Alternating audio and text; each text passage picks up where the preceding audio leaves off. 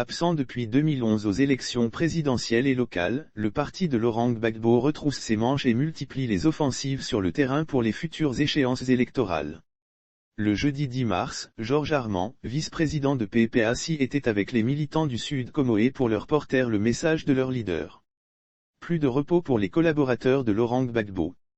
Comme les autres membres, le jeudi 10 mars, une importante rencontre des responsables du Parti des peuples africains Côte d'Ivoire, PPACI, du Sud Comoé a eu lieu, à la résidence du professeur Georges Armand Ouenhunin, à Moussou.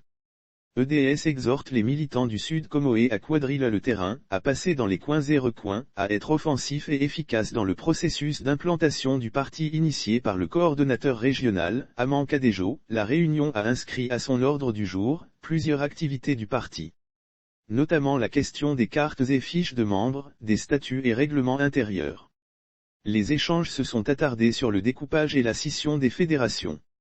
Ce que doivent faire les militants suite au débat, Georges Armand Ouenhunin, vice-président de l'Assemblée nationale, vice-président du PPACI et président de EDS, a exhorté les militants du Sud Comoé à quadriller le terrain, à passer dans les coins et recoins, à être offensifs et efficaces dans le processus d'implantation du parti. Je vous demande surtout de privilégier en tout lieu et en toute circonstance l'intérêt du parti, a conseillé l'ancien ministre du président Laurent Gbagbo.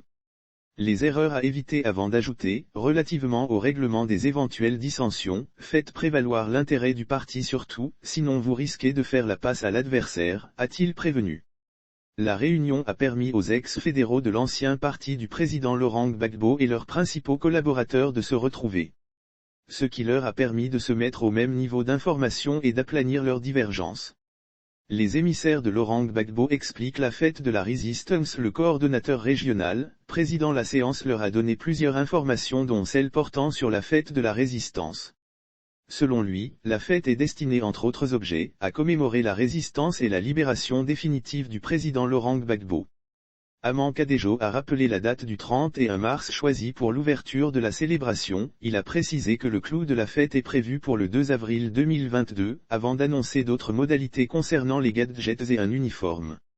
Lire aussi effondrement d'immeubles à Abidjan, le parti de Laurent Gbagbo charge Ouattara et le gouvernement. Le professeur Ekra Elige Joseph, député de Benoît, secrétaire général adjoint du PPACI chargé de l'enseignement supérieur et plusieurs autres membres de la direction du parti, ainsi que les coordonnateurs adjoints, Madame Ouadja Suzanne et le professeur Ndouba Valentin, maire d'Ayam entouraient le coordonnateur régional.